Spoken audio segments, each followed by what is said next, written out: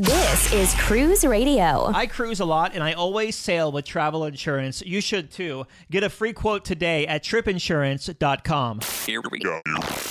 Broadcasting from the tripinsurance.com studios in Jacksonville, Florida, this is Cruise Radio.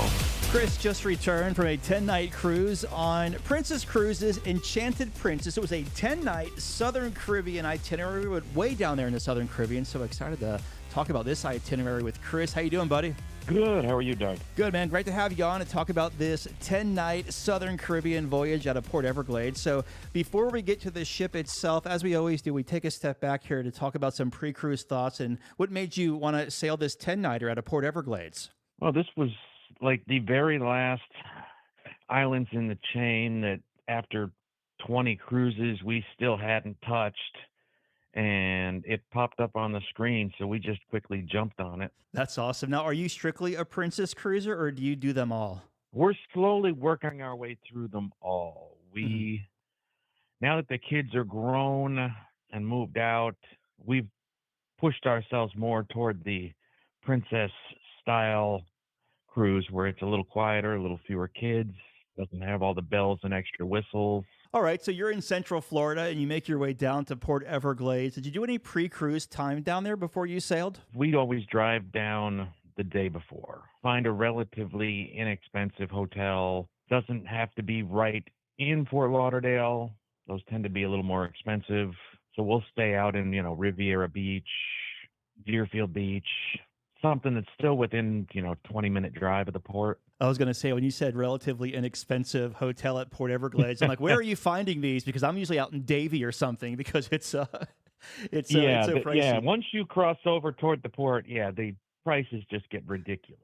Yeah, certainly. So like Deerfield, Riviera Beach area is where we usually stay. Did you get the medallion before you sailed? Yes, this time they did mail it to us. Gotcha, okay. Did you have an issue before where it wasn't mailed or got lost or something? One of our previous ones, they didn't mail them. And even if you don't get it in the mail, it still doesn't slow down embarkation that much. But to have it pre-cruise does make that embarkation that much smoother. Yeah, certainly.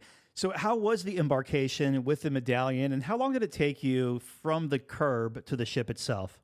Due to the longer cruise, we left on a Wednesday. I think there was only 2 ships in Port Everglades that day, so it wasn't busy at all. From the elevator in the parking garage to the ship was 18 minutes. Nice. All right, so sub 20. Yeah, we went from the elevator to the lobby on the ship in 18 minutes.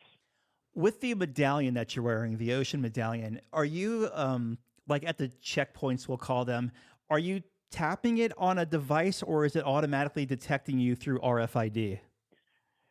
To board and debark the ship, it's an actual tap. Little rectangle that they've got. It'll just light up green, bing, and your picture pops up on their screen and you walk right on. But most of the time around the ship, it just, your face when the medallion gets close enough just automatically pops up on their screen in the bars. Gotcha. Or anything like that, so you don't even have to tap it. So you make your way on board Enchanted Princess. What were your first impressions as you boarded? This was our second time on the ship. This, I think, by far, we've done 20-plus cruises. This is one of my favorite ships. It still has that classic look to it. It still has the beautiful atrium in the middle. I love these ships. Clean, it's beautiful, it's classic. As you make your way to your stateroom, what kind of stateroom did you book for this 10-night sailing, and did it live up to your expectations? We always go with a balcony. And walk in, beautiful stateroom, as always. Princess keeps their stuff very clean, very neat. Nice balcony, not huge. It's big enough to where I can sit out there, have a drink, relax, watch the ocean go by. You're not going to have lunch or dinner out there, but I don't need that. Our room had the couch in it. Some of the balcony cabins don't have a couch, but the couch is a nice addition. Yeah, one of the nice things about that, or actually all those Royal class ships, that you have plenty of closet space too. Oh, yes. The only thing that, little thing that is kind of annoying is that motion sensitive light that's outside the bathroom that sometimes, even if it's just, you get up in the middle of the night and walk by, you're going to be blind to go from the pitch black to that bright light. Let's talk about the food on board this 10-night cruise you did on Enchanted Princess. So we'll go up to the top in the, what do they call it on Princess? Is it the World Marketplace Cafe up there? Yes. And how was the food throughout your sailing? And did it ever feel too crowded to you?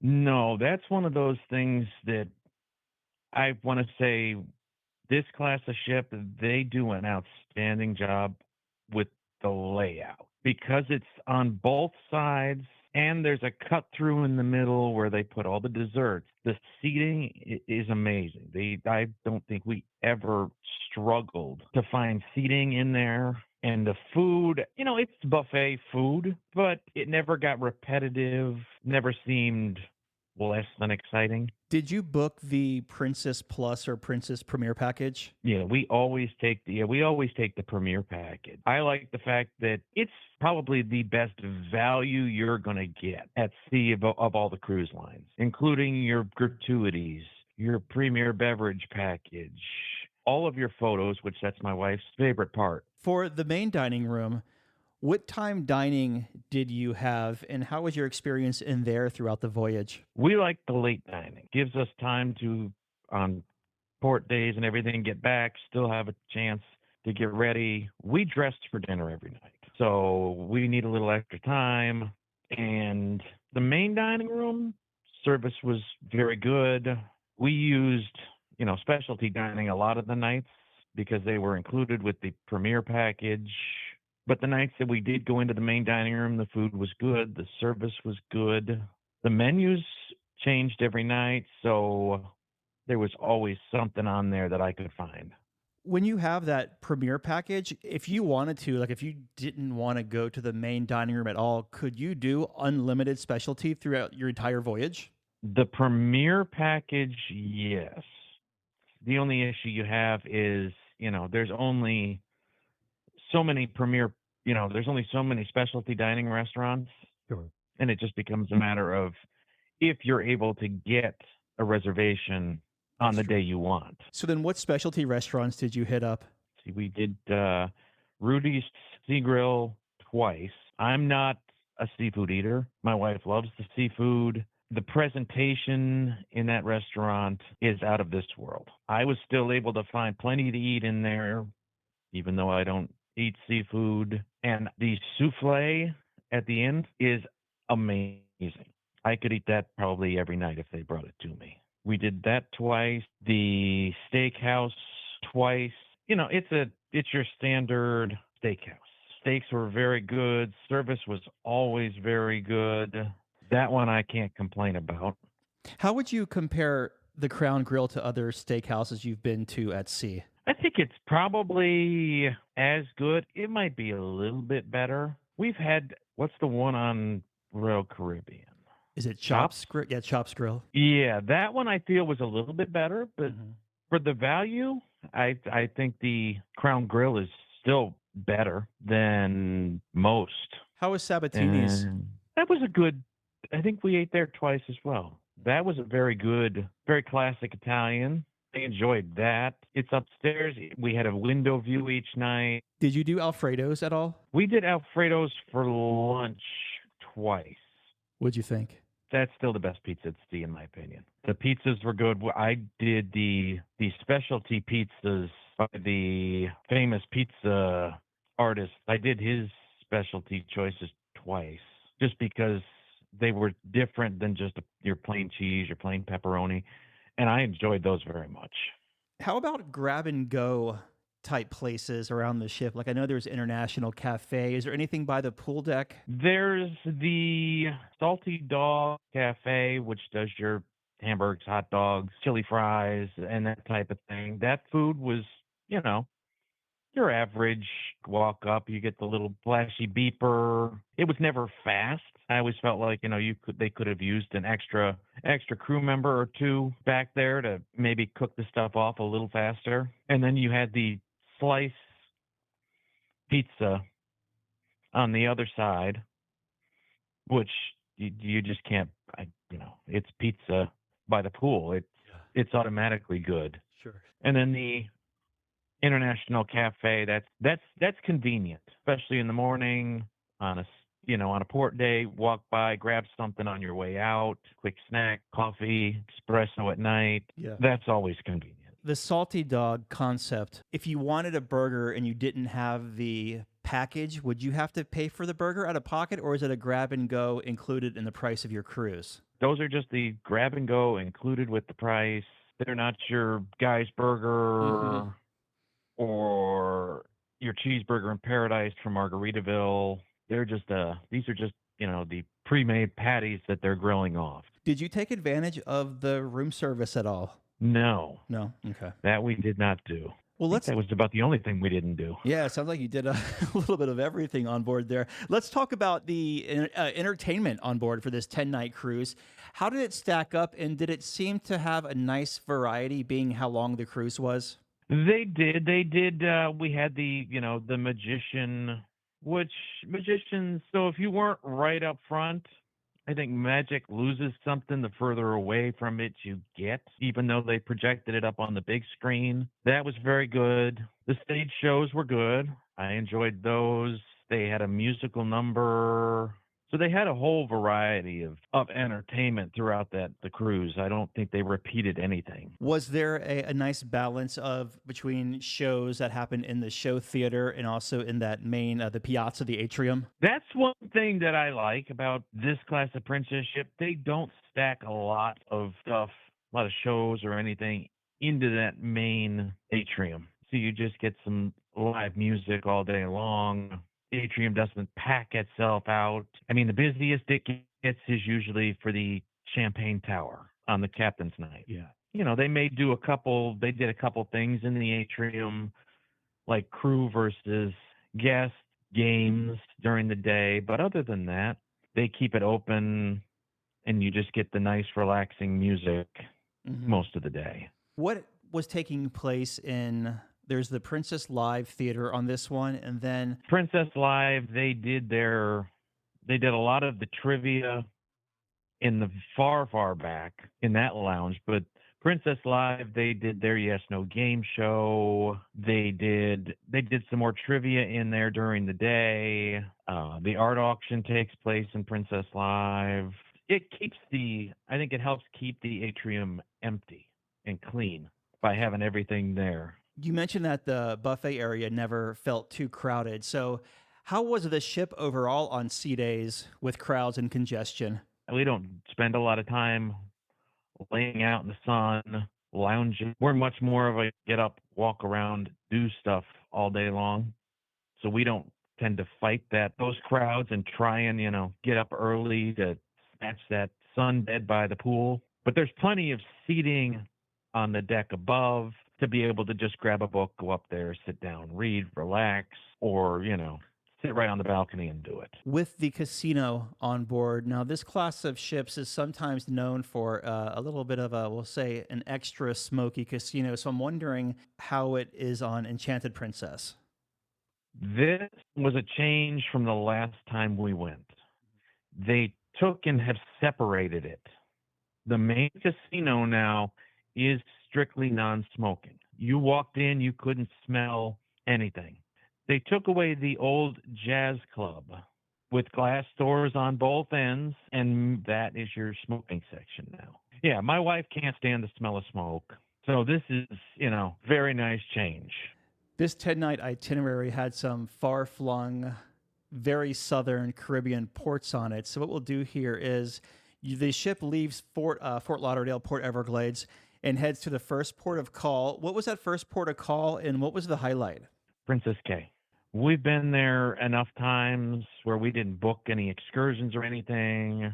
So we got off, a couple drinks out on the island, hit every one of the photographers that was out there, took some pictures, just a quick walk through the shops again to see if anything new was in there, and then tendered back. What is the food situation like on Princess Cays or Princess Cay, whatever they call it? It's almost like they took the salty dog and moved it down onto the island. It's just the typical island barbecue station that they put out there. It's nothing overly exciting. So you knock the Bahamas out of the way and you're starting to head south. Mm-hmm. Now, what was your next port of call and what did you do? St. Thomas. Again, we didn't book anything because we'd been there. We just got off, walked around, walked toward downtown, walked downtown. There's a little, what's it called? They call themselves the Tablecloth Factory. Mm-hmm. Walked in there. We picked up a new handmade tablecloth from them. Stopped, grabbed a little snack on the way back. Nothing overly exciting. It's St. Thomas. It's still a beautiful place to just walk around. So you're back on the ship in St. Thomas. Where'd you go to next? Dominica. That was probably the best excursion we've done. We got there on a Sunday. Most of the island is closed. They don't open the shops or anything else on Sundays. But we did the Titou Gorge and Hot Springs excursion that we booked through Princess. You get off. There's a little straw market that's still open right there at the port. And this is the spot where from the second Pirates of the Caribbean movie, where you see them diving off the rock into this. This is where they shot that scene. You get in the water, warning, that water is surprisingly very cold. As you're swimming along, you'll see the holes that they drilled to mount the cameras. You go all the way up to the end get out. You can get your picture taken with the waterfall at the end of the gorge. And then you just get to slowly float your way back down. It's very scenic. Got a bunch of pictures taken in there. Back on the bus, and they take you down to the hot springs. And there's 3 different pools that they take, and they pump a little cold water into them, so you get 3 different temperatures options as far as soaking. Nice. And they've also got a lava mineral area where you can take the fresh minerals and everything else, scrub them on your face, everything else to help moisturize, exfoliate. Whether it was mental or not, I felt better once I got out of the soaking tubs that were there. That was probably my favorite excursion of the entire trip. When you were in the gorge on the first part of the excursion, did it ever feel claustrophobic? No, I mean, when you first go in, you go through a narrower gap. I mean, it's still probably 3 people wide. So it's not overly, but I mean, if you're an extreme claustrophobic, you might have a little bit of Anxiety. Yeah, but most of it, you can always look up and still see the sky. Yeah, there's only one little spot where it's really, you can't see the sky. Where were you off to next? Next was Barbados. How was that? That met every one of my expectations.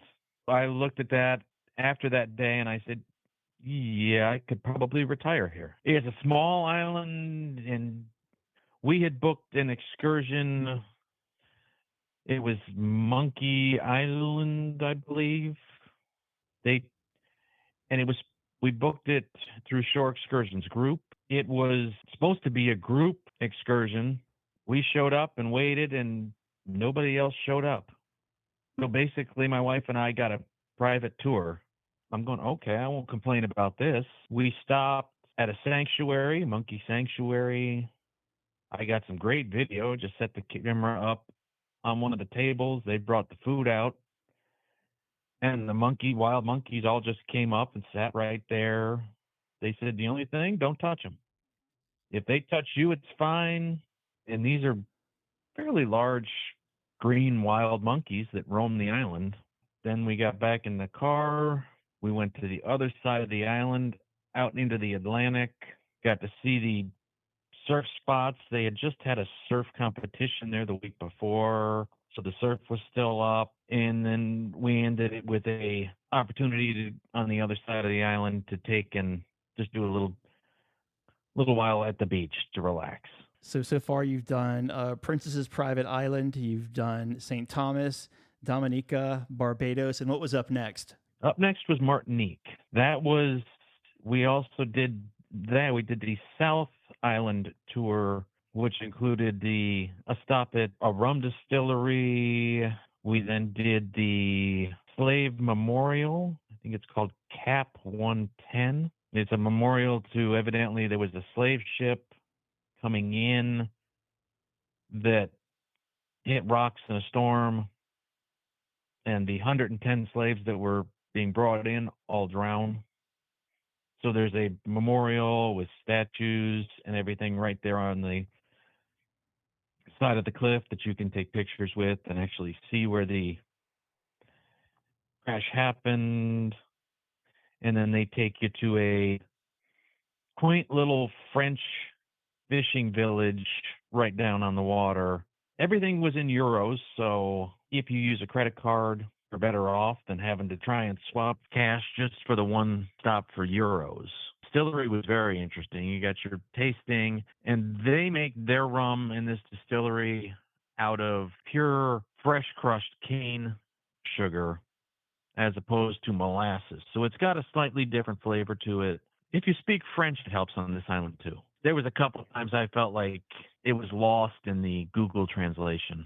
So after Martinique, you mentioned Antigua earlier. Is that where you stopped next? Yep, that was the last stop. And that was a beautiful island. We did the tour took us to, with an English couple that have been there for, I forget how many generations. We got a tour of their home, and then after that, it was off to the beach where they had a lunch all set up with chicken and rice and peas and a steel drum band, and there was some like straw market vendors right there. Very beautiful island. I would go back there again just for a regular vacation. Is Antigua the one that when you pull in and you dock, when you're looking straight, you're looking right at like a bunch of different color roofs and houses right there in the port area, and there's like a couple of different streets that run away from the port, kind of go, I guess, we'll say like north and south pretty much.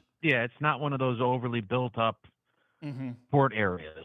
So after Antigua, was it a couple of days at sea, then back to Port Everglades? 2 sea days on the way back, which after all those days in a row, a couple sea days on the way back was a very welcome relaxation.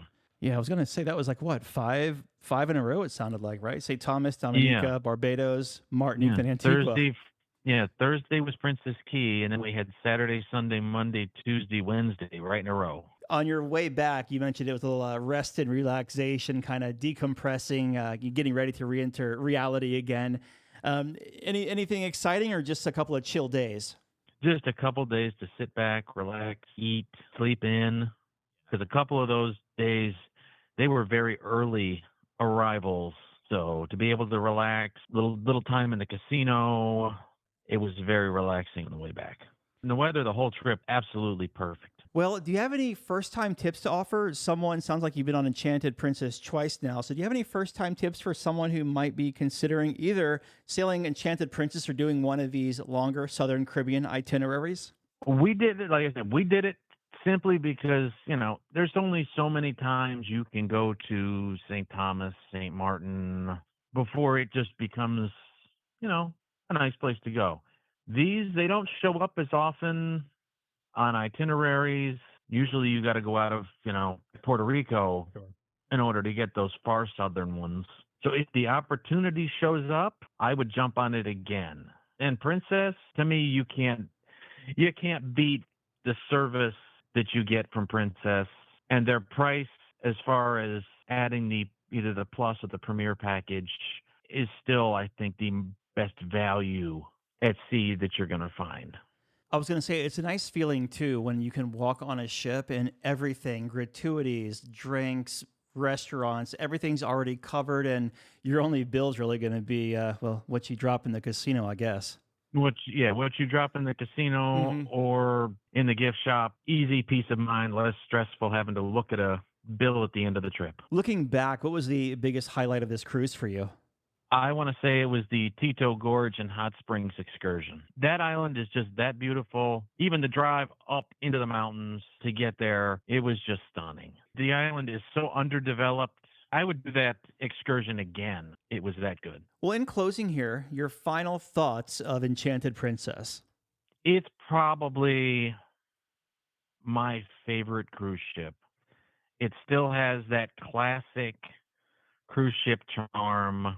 It's not overdone with all of the water slides and rock walls and roller coasters and everything else. It's just that classic, classy atmosphere that I look for now.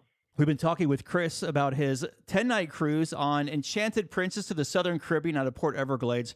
Chris, it was good talking to you, my friend. Thanks for sharing your experience with us. All right. No problem. Thank you for having me, Doug. I appreciate it. Just back from a cruise? Let's talk about it. Email Doug at cruiseradio.net. A big question we get at Cruise Radio is, how do I know if I need trip insurance? Simple answer. If you're getting on a plane, taking a road trip, or getting on a cruise ship, you need to have travel insurance. Hey, it's Doug Parker from my friends at tripinsurance.com. Not only does tripinsurance.com protect your vacation investment, but it also gives you peace of mind in case anything were to go wrong on your trip. How do they do it? They offer 3 different types of trip insurance policies. Good, better, and best. One policy for every vacation budget. But it doesn't just stop there. They're up to 40% lower when you shop around on other comparison sites. Plus, tripinsurance.com offers 24-hour customer support before, during, and after your trip, online claims assistance, and travel alerts to let you know what's going on at your destination. But find out for yourself. Check out tripinsurance.com. All right, Dougie, let's see what we got for you, buddy. Cruise Radio is produced at the tripinsurance.com studios in Jacksonville, Florida. Get cruise news, ship reviews, and money-saving tips every Thursday on Cruise Radio. If you've enjoyed this episode, please subscribe to the show. If you want to help spread the word, give Cruise Radio a 5-star review. Find Cruise Radio where you listen to your favorite podcast or online at cruiseradio.net. I'm your announcer,